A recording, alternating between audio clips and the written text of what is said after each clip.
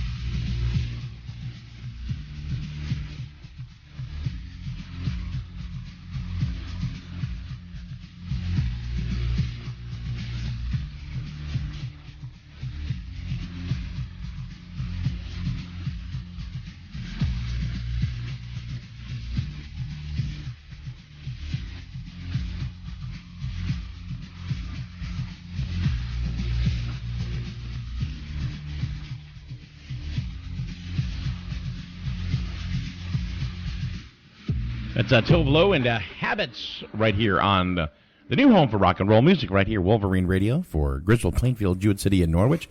And we always have somebody here in the studio. And this morning... I'm here.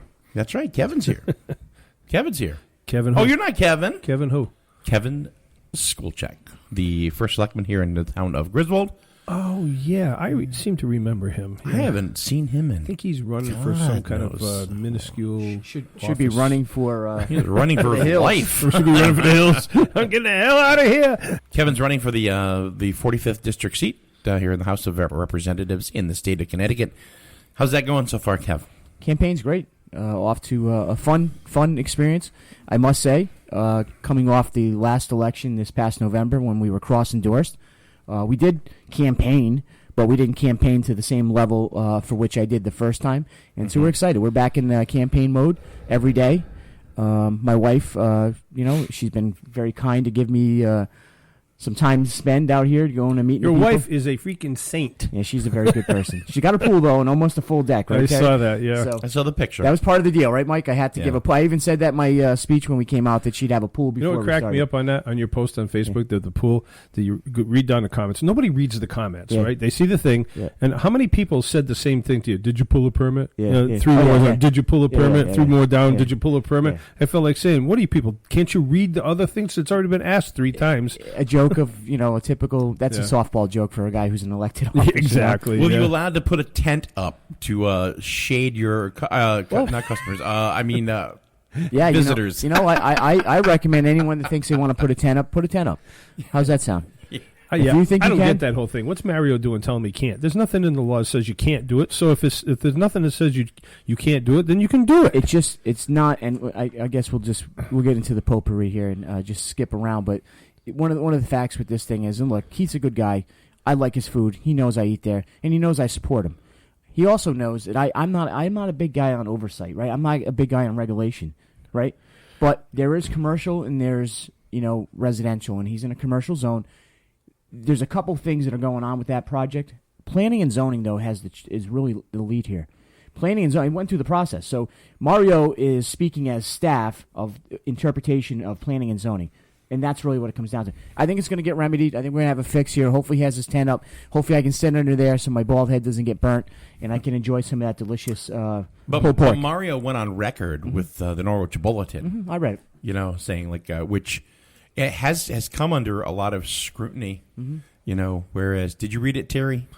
Not all of it, but I know the whole thing to me is, if there is no law saying you can't do it, then you can't just make up one, say, well, there's no law saying you can do it either. Well, that doesn't matter. If there's no law saying that you can't do it, then you can't stop somebody from doing something. Right. You can only make laws to prevent people from doing things against the town. You can't just say you can't do it because that's my interpretation, and there's nothing in there. So, and I want to give Keith credit. I love Mario, but that's listen.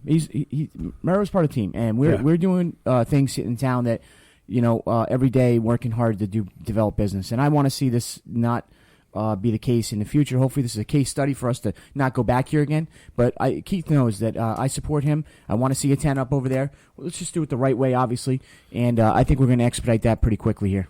But what is the right way? Right now, the right way to me is to just let him do whatever he wants with in all fairness, I would tend to side with you, and Keith knows that. I've talked to him personally. He knows what I said. I've talked to him too. No, he said, "Well, it doesn't say you can't." Right, and he says, "Well, it doesn't say you can." Well, you can't tell somebody that you can't do it if there's no law preventing it. Listen, I got several calls yesterday from people from surrounding communities asking my opinion.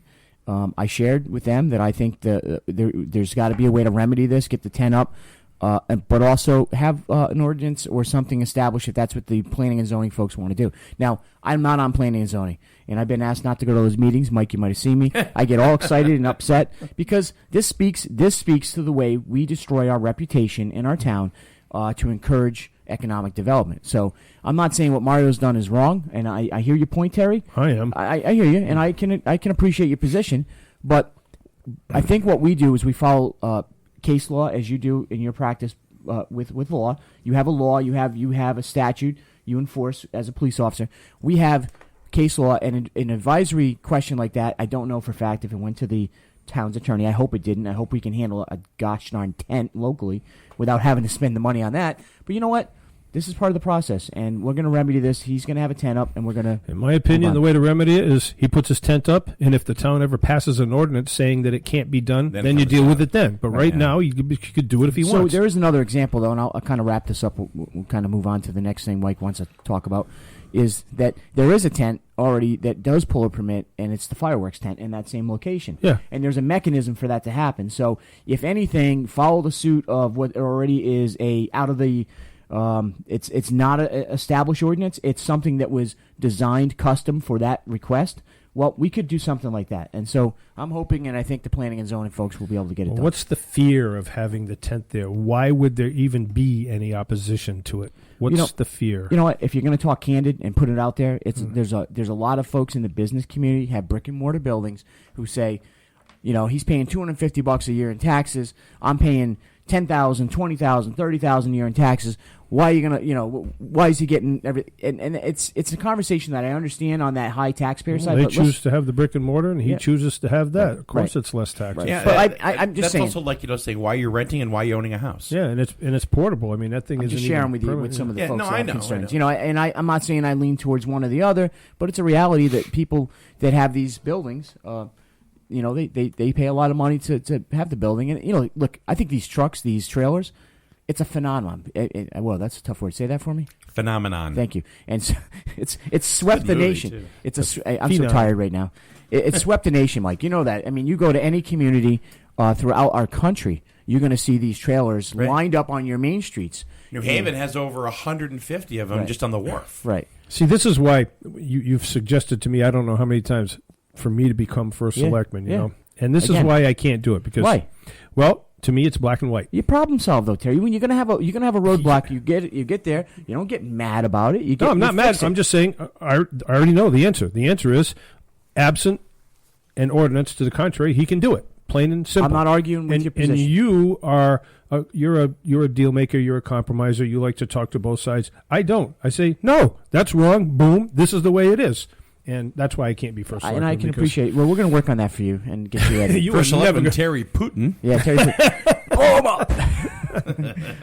What do you have to say about blow him up? I'd get to the point where I'd go back to my trooper days. And Could you see him on a horse with his shirt off, riding down Main Street? Yeah. my gut bouncing in the wind. Oh here. gosh, that's a like an Old Spice commercial. I'm on a horse. It wouldn't be a horse for me. It'd be a Harley, an old chopper. I hope your listeners right now aren't getting sick either. Well, it's better than me on a horse with no shirt. I was going to go there, but hey, how about you behind him with no shirts on either of you? Help me, Lord. Lord, help me. Right, God. So, buddy, let's talk forest stuff. Like the state forest? Yeah, the state forest. That's what's going on up there? Any particular section of the state forest? I don't know. Gun range may go? Yeah, you're alluding to the gun range. I assume so. The way you're being. Plus, we talked about it before we got catty. Hey, listen. Ongoing saga here with the state of Connecticut. What we do know is, although the state of Connecticut has denied me any updates, basically said to us in our email response that they are still in negotiations and they cannot comment. But I know for fact that the price or the offer did not meet the asking price. And so what I'm saying is the sale of the gun range is not going to happen. However, 11th hour, in the wisdom of these folks at the state level, and I directly would correlate this right to the governor's office because he seems to be pushing this project, they want to spend money. See, what these state officials, it seems like Governor Malloy's mission is to spend our taxpayers' money here, no matter what. And so they're working on a long-term lease option, which is pretty, I think, aggravating for me because it circumvents the system. And I'll explain why.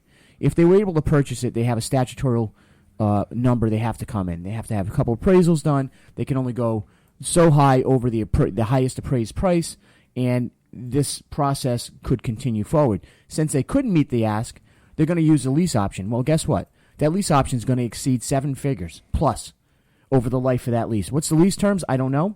A million years. A million years. And what's the return? I think what we have here is, again, the state of Connecticut saying at all costs we won't lose. Well, you've been doing this since 1986, right? And I'm not taking opposition to the commissioners. I think they're nice ladies. I think they're trying to do their job that they're directed by their boss to do. But, Terry, I've been around talking to a lot of troopers and a lot of police over the last couple of weeks. And I'm going to say to this for fact. Every one of those troopers that I've talked to, they'd rather shoot a long gun and train with a long gun in East Haven because the state of Connecticut doesn't even buy them the guns and the equipment they deserve to have right now today. But yet they're talking about spending $30 million, $20 million, $10 million, I don't care how many million. Let's equip our troopers. There's Yeah, 1,100 they don't troopers. get equipped with rifles and stuff. Well, no. there's 70 troopers that have access to rifles in the state. There's 1,100 troopers. Why aren't our troopers all going to have long guns? Every one of these shootings across our country We never have. Well, Terry, it's times that we have to have the AR-15 in the possession of these troopers in their cars. Because when they come on the scene today, you tell me if I'm wrong, you're going to be dealing with that, with the crazy. Immediately. It's not you don't have time to see. Gunfight with a knife? Going to go to a gunfight with a knife? Right, but I mean, so when I was on the job, there's an armory at each troop. Right. It's a room. And it has a number of, back then, all we had was some shotguns, some Remington 1100 shotguns, and some 308 rifles. That's it. There was no AR-15s. There was no what they like to refer to as assault weapons. But the problem was they were in the barracks. If you're out on the road and something happens, you don't have access to that stuff. Right. Although most of us, I had my own shotgun in the car with me that was always right under my seat, which you have to get special permission for. And it has to be a certain kind, and then you got to go to the range and you got to qualify, which is what you were just talking about. And a lot of the troopers actually have their own weapons that they're permitted to carry. Exactly. My point to this is there's a JAG money fund. There's a fund system that comes down from the feds, right, every year. We know the state of Connecticut gets X number of dollars. Well, Kevin Lawler and Governor Malloy refused to use that JAG money for police departments. We're learning this as I'm going around the region and the district with Heather Summers, talking to the police officers and the state police. They can't use that JAG money to purchase the equipment they want. They're being forced to use it for, I think second chance programs. Yeah. Gobbled up through judicial. Listen, this is sanctuary cities. And this is why, Terry, you know what? I came right out, let's be quite honest, right? Hey, this sounds like this might fit our community. I've always said it. I'm not going to run away from my comments. I said it. But I also said when the people are heard, that's when we'll be advised. And people were heard. Now, you can like what they said or not. The 500-plus people came out to town meeting. They spoke, and we as elected officials, it's our job to represent their voices. And so we're going to move forward with opposition. To the point of this lease option, I think this is the most egregious thing the state of Connecticut could do, because this right now just puts a further burden on the budget. And they'll slide this into a budget as a fixed item, right? So we won't even have to have any approval process. They're going to circumvent the system because since 1986 they've been trying to do this, and this governor's going to win. Do you get the feeling that they want? To win. They want. No. Do you get the feeling that the state is bound to determine to put the range here now? Because all other options have been. I think they're fixed on this location for several reasons. Okay. I'm a Republican. Okay, I'm a Republican. I don't know if you know. Hey, nice to meet you. In a very Democrat community that both bipartisanly supported me, but I'm a Republican, right? And I think that there's some gamemanship going on. That has nothing to do with it? I certainly do. I certainly do. That at some point, I think there's some gamemanship going on. And I think that this governor has an attitude about, don't tell me. He talked that I hate to admit that I watched a little bit, maybe a couple little seconds, when he talked about being bullied. This is the biggest bully I've ever seen in my life. When he got what? He was always had bullies picking on him. Oh, he was a bully. Okay. And he had all these kids that picked on him, and he had this stuttering problem. And listen, I'm not picking on any of that, but this guy is the meanest son of a gun you're ever going to meet. He is vicious, and I do think that he has something to do with this. I think he is pushing it as an agenda item, and I think I get that from very good sources, such as some congressmen that I speak to occasionally. And they might be Democrats. I wouldn't have thought that he'd even really known you existed. I don't think he knows who exists. He knows who's an R or D. Believe me when I tell you. Now that you're running for 45th, maybe now. But he has never been to this town since I've been elected. I invited him 17 times, Terry. Yeah, you know. To a parade to celebrate our 200th anniversary. Well, I'm glad he didn't show up because I wouldn't want him here. But you know what? The respect the office is something that I hold my priority. And if he came here today, I'd walk with him with respect. Because that's what I would do. I don't agree with his policy. I think he's probably the worst governor in history. That's why I can't be first selectment, because I'd be walking with him and then I'd trip him. There's a place in Florida we're going to send you for a training. You're going to get retrained. No, I'd trip him. I'd be going around the corner. Oops, sorry about that. Hello, Terry Putin. I know he is an angry man. He is very angry. I'm a realist. Questions. Realist is one thing, but you get angry. You get angry very fast. I do. The older you get, the more angry you become at these things. You think you've always been angry? No. It's just in the last 10 years, probably when I never really paid attention to politics before the last 10 years. Probably and smart. now that I'm paying attention to them and what's going on in our country, I have become very angry at the lies, the deceit, and all that crap that our politicians. I'm going to tie this back to the gun range. There's lies and deceit going on here, okay? And we need to expose every piece of it. And I do want to say this, Mike. I know there's energy to go out and put a fund together, and at some point that's got to be considered. But right now, I think we've put together, and I did have hopes that I'd have a press release ready for today, probably tomorrow. We've put together a legislative support cast of bipartisan people, Democrat, Republican, common sense, that don't want to see a project like this thrown down the throats of a community, but more importantly, wasting taxpayers' money at the state level. And really... You can defend it for that, but all of these people who are so afraid of the noise that's going to come there, they're just all wet, because they are not going. You're not even if it does come in. Once it's in, you are not even going to know it's there. So I have my top 10 priority list here in front of me, right? And what I've said to you earlier is this: if we can agree on 6 of those 10 things, then you're going to support my platform, right? So we don't agree on each piece of this gun range, but if we can agree on 1 or 2, 3 things out of this, which the fiscal situation should be the first thing I want to talk about, because I think that's where we stop it. If people want to stop it because of fiscal reasons, I can understand that. Give me the shirt. But that's not what all the signs say. Give me the shirt. I'll put it on. The signs don't say keep the finances low. The signs say keep Griswold quiet. All right. Well, maybe they got to rebrand. They should rebrand, because I could go up there. We should go up there. We should go up there with a few guys with some 357 mags and pop off a bunch of rounds with people down on the sides of the streets and the roads around there, and I guarantee you won't hear a damn thing. Yeah. So I'm not arguing your perspective. The whole thing of the signs keep Griswold quiet is false. It's but if you want to do it under the financial reasons, then that's fine. I'm going to ask straight out, yes or no, gut instinct. Are we getting a gun range or are we not? No. I'm telling you no. And I'm going to say it with great confidence no. And I'm going to tell you why. I'm confident that the legislative folks that we put together are going to come out together, and this is going to become an election issue. Because if we can put Republicans in office this year in Hartford, we can look at how we can get the finances in Connecticut back on track. There was 2 bills that went up under Tony Guglielmo and Len Fasano and Themis Claridis, and had bipartisan support to look at all state-owned properties first. Say, Terry, you know what? I want to build it.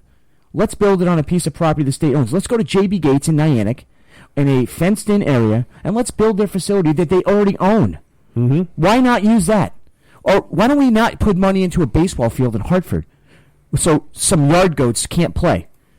Why don't we put the money... That is the most ridiculous thing I've heard yet. So when you hear these things, but yet they steadfast on their approach towards the finances of building this project, Terry, this makes no sense to anybody.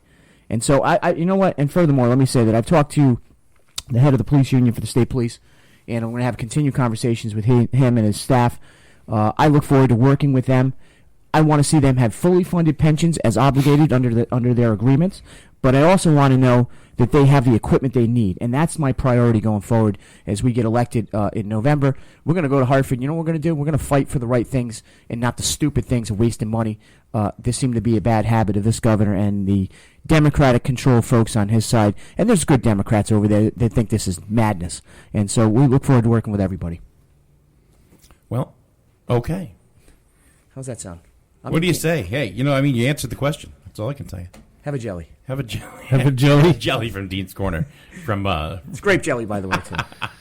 We're going to take a quick break, and we're going to come back, and we want to talk about your top 10 items. David Letterman. David Letterman. For fiscal responsibility that Kevin is going to be facing. So you want to know, Hillary Clinton is so old. How old is she? She wears a Hillary mask on Halloween. Oh, my God.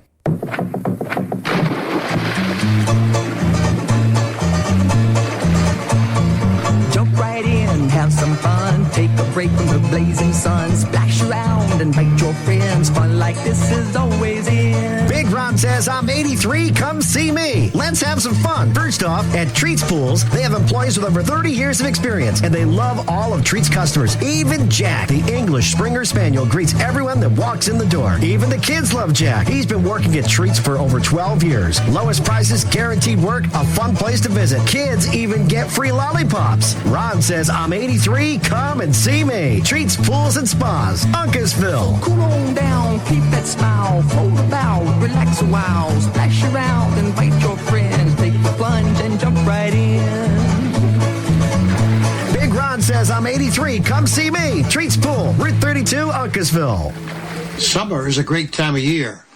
We generally get to spend more time with loved ones, take vacations or long weekends, and enjoy more time outdoors. With that also comes the risk for distraction and a lack of focus, which can increase the potential for errors that lead to injury. The following has been brought to you by Griswold Health and Safety. And we are back here on Wolverine Radio, and what a great way to come back. Yeah, but to Freebird. That's right, it's playing in the background on Griswold's home for rock and roll music, Wolverine Radio. Kevin, are you there? Hey, what's going on, Mike? How are you? So now we have, we're going to talk about the your top 10 for fiscal responsibility, because he's free as a bird now. Now, this is not like a David Letterman top 10, right? This is legit top 10. This is legit? You know, okay. and you know, these are things that I've worked with our team on, and I think I've worked on these issues, and I think these are things that represent even how I've handled myself here locally as the first selectman. He's had one of them robotic arms? Yeah, Armatron. He's got one of those, you know. You weren't here for that joke. No, I was not, and I apologize for missing it. Not really. Anyways, if we can move on to me. Okay. Oh, jeez. It's my turn now, you guys. Shut up. No, it's just It's kidding. my turn. So it's not the top 10 fiscal. It's really the top 10 priorities, and I'm just going to highlight them, and we can kind of dissect them a little bit. But fiscal responsibility, I think those are the things. I don't know if you know this, but Connecticut is ranked 50th in fiscal responsibility out of all the states in the nation. I mean, this speaks to exactly the policy that this governor and one-party control politics can do so much damage to a state's reputation. Governmental accountability. You know, when I went up to watch the budget process this year, Terry, I think I called in maybe, or at least a couple times when I was up at the legislature. I got to tell you, I left that building after 11 or 12 hours. Still no documents handed over to either party because the governor held on to them. On the 11th hour, they decide they're going to push the budget process even further out, which really does damage to municipalities, as we had to then readjust our budget process because of their irresponsibility. I thought you were going to say that you, after those many hours, you left and you were numb. I'm going to get to that. On the ride home, I was numb, Terry. Okay. I was numb at the fact that, you know what, there's not a law, which I'm going to propose a bill that will say you must have all documents handed in and provided for all parties, minority, the majority, and the administration, 48 hours out of any vote for a budget. This is normal. It's just normal to have the information in your hand. You're not going to get that if they're still in power, the Democrats, because they're that's not how going they to be in slip stuff power, through. Terry. Look at me. Look me in the eye. They're not going to be in power because either the House or the Senate has a real good chance. Mike, look at me when I'm talking of somebody winning the House or the Senate. Right, and so I think what's the breakup now for the House? It's about 16 in the House and about 6 in the Senate. Well, no, I mean, how many Democrats, how many Republicans right now? I don't have the stats in front of me, but we're about 16 shy. 16 shy to make it even? Right, for us to be majority, to take majority in the House. So that would be one over? Yeah. So, you know, when you look at the rest of the list, it's, representation. I think the simple fact is we've had Paul Brickey coming off his first term. He did a great job representing us. He was a part of the Democratic Party system up there. I'm not going to beat up Paul for being a part of votes. I think he did the best thing he could do. There's a lot to learn in this job. I think the fact is that I have been up there learning this job from participating in the process, testifying, going up to the Capitol, as I've mentioned. I think I went up over the last 2 years. I've been up there probably about 20 or 30, maybe even more than that, maybe 35 times in the process, getting in and understanding how, sitting in these hearings and sitting in the different caucuses and understanding how the process works. So you want a voice, and I think representation from me and someone like Heather Summers. When we get to Hartford, you're going to have the voices that we know will represent, by the way, everyone, not just the Republicans. We're going to be representing the Democrats. We're going to be representing the districts, right? So that's important. Second Amendment to me is a very important topic. I will not support anything that doesn't have to do with overturning some of these ridiculous Second Amendment attacks that this governor has pushed for a mandate. And anything else I will never amend to.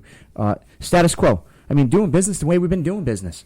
It seems to be okay in Hartford, if you're an insider, to take you just showed me a picture of your granddaughter, Terry. My eyes are watering or something. I don't know what's going on. Is it my speech? No, just they're burning. Mine are too. in here. I don't know Is why. it too heavy with the Drakkar cologne that I might have on? No, I can't even smell it. But you showed me a it was picture of your doing granddaughter. this. It was doing this last night. So yeah, my granddaughter. Yeah, my beautiful 18-year-old granddaughter. And she's going off to college. Yep. Most likely, she's not going to want to come back to Connecticut if she has any smarts, which she's probably going to have, and want to live in a state. Well, her mother and father don't want to stay in Connecticut. Exactly. To my point, we can't keep our students. There was a study done about UConn and how much money we want to keep our students here in Connecticut. Well, let's face the facts, guys.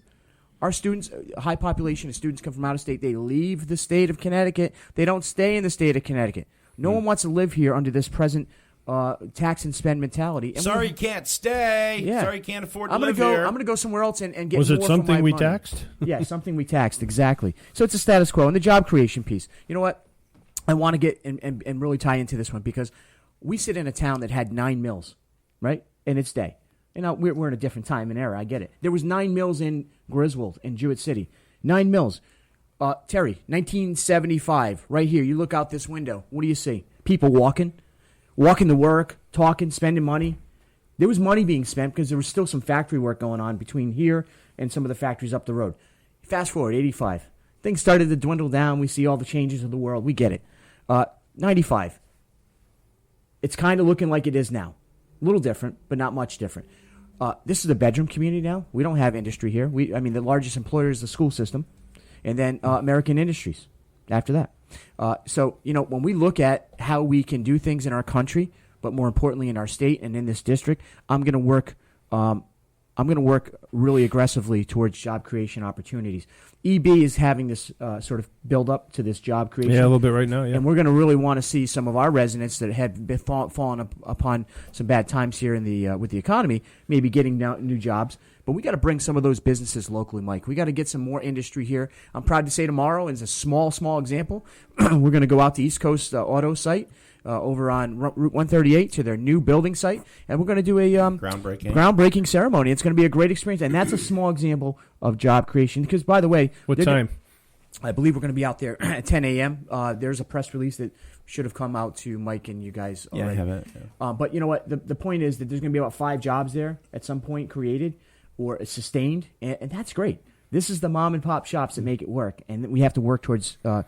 Well, we've got that. a few things out there on 138. I mean, you've got the Dollar Store, General, right? That's out there. Yep. There's the powder coating place that's in there. The new nursery, Jeroma, right? It's right in there. You got a package store across the road. Yeah, I mean that little section right there is becoming a little conglomeration. It's of called some new Cupola business. Alley because Martin McKinney likes cupolas, and every building that goes up has to have a cupola on it. And I'm still scratching my damn head on that one, but yeah, put a cupola. Okay, you can What's have a cupola? the tin or A little usually- chicken coop on top of a roof. right. You know? It's just it's a artisan piece, I guess, if anything for anything. But we go on to job creation taxes. I mean, listen, hey, our tax system in Connecticut is broken. And the fact that we've had 2 increases under this governor, who, by the way, his first administration, no new taxes, right? Typical politician lies. And so we got to get our taxes in order. We got to figure our system out, not by taxing mileage. That is the most brain dead. Nobody put plan. nothing in my car. Yeah, exactly. This is just stupidity. It really is. And then business growth. I mean, you look at tying in job creation with business growth. We have to create an atmosphere in our state, in our district, that says, yeah, this isn't corporate welfare to say to a big corporation to come to your town. You have to do this because this is what is being done throughout the entire country to attract new business. Now, if you have a new business, Terry, that has 100 employees, brand new employees coming to the community, those 100 employees are going to be working, spending, and living in your community. Isn't that Hopefully, yep. Isn't that how the system's supposed to work? Not the opposite, which is let's take our money and run. The outsider status, I got to say this, that Heather Summers and I are purely outsiders here. We don't have any legislative experience. I don't have a party as my Republican Party. I take the nomination proudly with them, but I also take proudly that I support Democrats and I was crossing doors. I know how to work between the aisles, and that's kind of come up with my last, which is compromise. But the point is, Heather Summers and I are exactly what you want in Hartford. Based on the fact that we are going to speak for the people across the district in a way that has not been heard before. And I'm not picking on, again, this is not a reflection of Paul Brickey, Steve Micatel, Andy Maynard, But typically, and I think this is fair by talking to all those folks, you don't see legislators working together in a campaign like we are doing. And I think that should be an indication, Mike, to the districts, what we're going to do for folks. Somebody just beeped and said hello. That was Daria. She goes by every morning to work. Good morning, Daria. And so, I think what I'm trying to say, Mike, is it's unique to have a House of Representative and have a legislator from the Senate working together lockstep on the same issues. And, Heather and I differ on a couple things, but I think lockstep on all these important issues that we've outlined here. Compromise. Hey, I'll ask anybody to challenge me on this one. I know how to compromise. I know how to work with people. You look at the American Grizzle ambulance issue. Now, it wasn't a popular thing to do. It was laying around for 40-plus years of debate and dysfunction. Underfunded, couldn't get the funding, couldn't find funding, had to argue about this, had to argue about that. We came in, I made it a priority, and am I proud that we put a community-run organization outside looking in? No, I'm not proud of that, but I am proud of this. Everyone, it was fair, it was transparent, and it was open. And their bid didn't get accepted. It was $300,000 a year. Well, the other one was a zero to the taxpayers for a 10-year contract, and we brought in a great service provider. I think that was a smart deal, and I'm going to give you a little Trumpy. I'm proud of that deal. I did great. A Trumpy? Yeah. I love it. I did great. I did great things with that, and I'm proud of that because you know what? We don't even notice now. We freed up over $100,000 off the budget from that negotiations for here locally. And I can go down a list of things where we've been able to do that time and time again over the last it's amazing too. Sometimes I have good friends of mine who go, when are you going to get the lights done? And they're right. We have the lights, by the way. The lights are here and they're ready to go up. It's the darn state's level of policy and the way they handle things. They won't give us the green light to do it. So we're just knocking on their door every day, call and say, "Can we go?" Just do it. Well, then we got to pay them back if we violate the contract, and I'm not willing to do that. But you look at all the things that have been going on in the community. I'm going to refer to Ryan. You had Ryan Aubin on yesterday, Mike? Yeah, yesterday morning, yeah. Great. Ryan has done some phenomenal things in our rec department with almost no budget, right? And so you look at the thousands of people who come to that park, and we're all down there together. That's a quality of life that we haven't had in this community. And I knew that was a priority for us as well. I can give you a perfect example of it. I mean, he started this, which was your idea, the Downtown Jewett City Bike Night, and Ryan has got this whole thing going with zero budget. Right. I mean, we've gotten some sponsors now, so we're actually going to probably have enough to cover the budget that it costs to run this thing here. But through all his work and my family and some other people going out getting some sponsors and stuff, But you started out with nothing, and you've got to show the town that you can actually make it work. So maybe next year, maybe there'll be a budget to start out with. And now we have a carnival maybe coming, with some fireworks coming, and these are the things that speak to quality of life. It's not the economy. It's not going to boost the economy. Before Ryan, none of these events were going on. No. He had resistance, prior to, I think, when our administration came in, I think there was some resistance with kind of stepping out of the comfort zone. And so I think we were able to free up. Those good old boys. Yeah, criticizing, Mike, I've learned a few things. Not criticizing, it was just really, it's kind of like a new era. You can take the old era and you got a new era there. I've said it to Terry, I've said it to other people here. And there's like a changing of the guard. I've said it to you as well. Yeah. And that's basically what it is. You can call it, the good old boys and the new kids on the block. It doesn't matter what you call it. You actually do have new kids on the block. But you kids do. Working. Well, they're all playing Pokemon Go. That's why. Do you remember when Steve, my friend Steve Micatel, and I like Steve. And I have like nothing, Steve too. I think Steve's a character, and I really like him. And you can learn from Steve. Steve's a smart guy. He knows the process. But when he called me the new kid on the block and was in the paper, what a NKOB. Yeah. But still, I wanted to get into my dance moves, Terry, but I didn't. So. It's a good thing. It doesn't matter what you call it. It's just there is a new era in Griswold. It's been building, burned out, and that was it. Off but in all reality, though, Mike. Why are you laughing at me? We're not laughing. We're laughing with you. That's good. No, you're not. You're laughing at me. If you fart, I'll laugh at you. I'm not laughing at this. Wow. Anyways, so... Yeah, I think we got good things going on in town, and this is a first of many runs of what our priorities. Yeah. I had some folks say that some people want to know, what I stand for. What's what is our platform? We've got some palm cards, and we've been out, campaigning and talking to people, and particularly some of the folks maybe out in the Voluntown side, maybe one or two people in particular just didn't know what I stood for. And I just, I want to make sure that there's an explanation of what my priorities are. And so we'll continue to do this, continue to kind of share our thoughts, but also receive thoughts. And I love that fact. When I'm having dialogue with people, I learn something every day.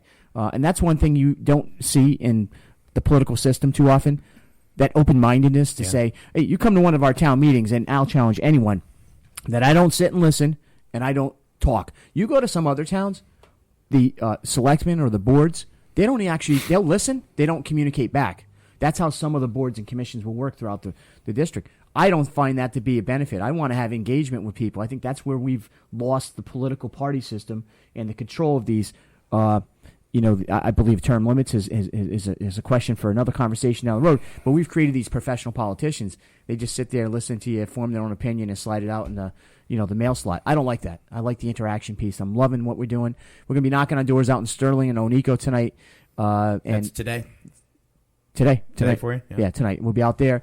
We've been hitting the doors hard and hitting the businesses and the people, and we've made our funding match, which is great. That was something that we didn't want. I didn't anticipate until a candidate came. Once the candidate came up from the Democratic side, and she's going to run a campaign, which I respect her and I appreciate her being in the race. But we have to do the same thing that any other common sense approach would be, and go for the campaign financing. And so I wanted to avoid that at all costs, but I'm not going to go into a battle, Terry, with my $5,000 or $6,000 that we raised locally without going for that campaign piece, because I know that they're going to do it on the other side. Unless you can get her to commit to $5,000 or $6,000, then I'll do that too. I'm not getting anybody to commit to anything. But, we're moving forward. I'm excited. I really am. I don't know if you can tell. I got the energy back again, and I'm enjoying everything. Have we talked about any upcoming debates or anything? I think there's some stuff scheduled up in, I don't have it in front of me. I'll get it out to you guys. Something up in Econ Kill at some point, up at the Grange, I believe. But I'm willing to, when you call a debate, I think with Tracy and I, it's going to be a conversation, right? I know that's what we call it by definition, but we're going to have a conversation, and she has her perspective on things. I'm going to have mine. I think we're going to find that we're probably have a lot in common when it comes to some of the. I know she's a Second Amendment, pro person. And from talking to her, there was a lot of common ground. Yeah, there's going to be a lot of common. I think the big difference between her and I have no fear with saying it, and I think she probably knows it, is my experience is a little greater than hers, and I think the fact that I am really ready day one to go to Hartford and represent the district, I'm going to be ready. The day I get there, I'm going to be moving that floor and we're getting things done. And that's a fact. I'm not going to hold back. You guys that know me know my energy. I'm a little bit nuts at times and take it serious. But I'm so excited about the opportunity to represent this district at that level. You're a little bit country. I'm a little bit rock and roll. Yeah. I'm a little London Philharmonic. But yeah, so I think it's going to be a gentleman's discussion with a lady, Tracy, and I look forward to having those discussions. I think we will have some good energy going forward into the election, and I look forward to November 8th. I look forward to serving the 45th district. This November has been something 8th? I believe that's the election. Is it second Tuesday or first Tuesday? Let's confirm that so I don't give the wrong date in case somebody's planning their vacation. That was the first Tuesday of November. So I think it's second Tuesday. Yeah, I think it is. I think it's election day is all day on November 8th, folks. Yeah, second Tuesday. It's always the second Tuesday of. You know something? I put it in my head and I can remember, right? My wife says to me, "Hey, I need mayonnaise, or I need mustard, or I need something." Remember. I can't remember any of it. Yeah. And I know that they say that there's a genetic problem with men and their wives when they give them direction. Selective hearing. It's like the meme I put on Facebook the other day there. So why is it I can remember all the lyrics of a song from 1964, but I can't remember why in the hell I just walked into the kitchen? Right, exactly. I'm not the only one? No. Oh, God. No, you're not the only one, believe me. Oh. What the hell did I come in here for? Or if I got to go to Walmart for my wife, you say, honey, you need anything at Walmart? As soon as she gets past 2 items, I got to write them down because I can't remember anything past 2. If you ask Todd Ziniski, he'll tell you it's because of the chemtrails. The chemtrails? Yeah. Well, I won't get into that piece. But anyways, I do have to go to a meeting at 9, and I appreciate you guys letting us come on. And us. All right, we'll see you later on. Yeah. All right. Appreciate it most, and hopefully... Get out there and earn your damn salary. Get out there. If listeners have any questions, you can always call me on my cell phone, 860-884-5150. That's my personal phone for anything with the election. Or if you have something town-related, 860-213-1532. I'm always available 24/7. You have your personal cell phone you put out there for everybody? Oh, I always have. You're a hell of a guy. Always have. All right, Kevin Skulczyck, thank you very much.